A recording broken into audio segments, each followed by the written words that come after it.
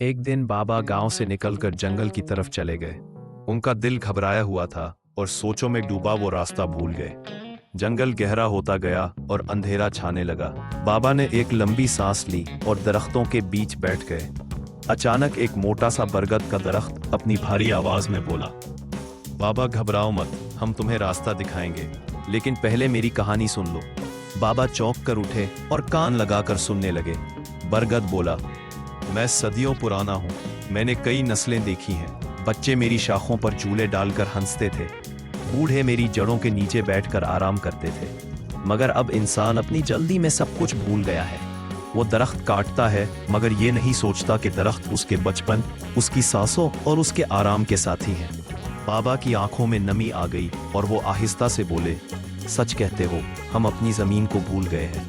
अभी बाबा सोच ही रहे थे कि करीब खड़ा पीपल का दरख्त अपनी नर्म सरगोशी में बोला, बाबा, मैं हवा को ठंडा करता हूँ, परिंदों को घोंसले देता हूँ और छांव फैलाता हूँ।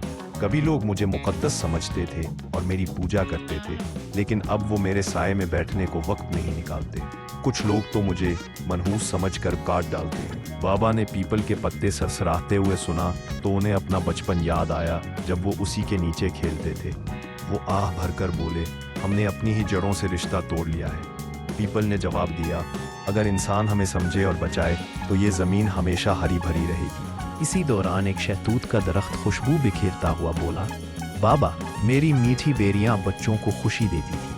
कभी किसान मेरा साया देखकर शुक्र अदा करते थे। मेरी लकड़ी घरों में इस्तेमाल होती थी और मेरे पत्तों पर रेशम के कीड़े पलते थे। मैं सबको बांटता रहा, मगर आज मेरी कीमत नहीं रही। शहरों के लोग मस्नूई मेवे खाते हैं और मेरी मिठास भूल गए हैं। बाबा ने आसमान की तरफ देखा और कहा, इंसान ने कुदरत की असल मिठास छोड़कर वक्ती जायके अपना लिए हैं। शहतूत ने धीरे से कहा, बाबा, अगर लोग फितरत के करीब आए तो उनकी जिंदगियों में सुकून लौट आएगा।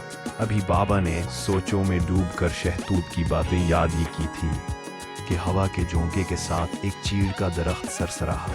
मेरी खुशबू पहाड़ों को महकाती है, मेरे राल से दवाइयाँ बनती हैं, मेरा साया थकन मिटा देता है। लेकिन इंसान ने मेरे जंगल काट डाले, सड़कों और कारखानों के लिए मुझे कुर्बान कर दिया।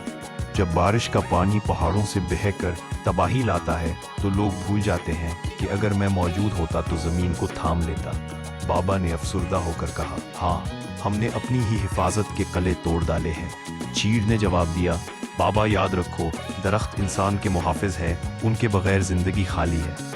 आखिर में एक लंबा सा बांस हल्की हवा में झूमता हुआ बोला, बाबा, मेरी कहानी मुख्तलिफ है। मैं लचक रखता हूँ, तूफान आए या आंधी, मैं झुक जाता हूँ मगर टूटता नहीं। लोग मुझे घरों, बांसुरियों और पुलों में इस्तेमाल करते हैं। मेरी जिंदगी सादा है मगर कारआमद। मैं इंसान को ये सबक देता हूँ कि जिंदगी में लचक रखो, गरूर ना करो, क्योंकि जो सख्त हो वो टूट जाता है और जो नर्म हो वो बच जाता है।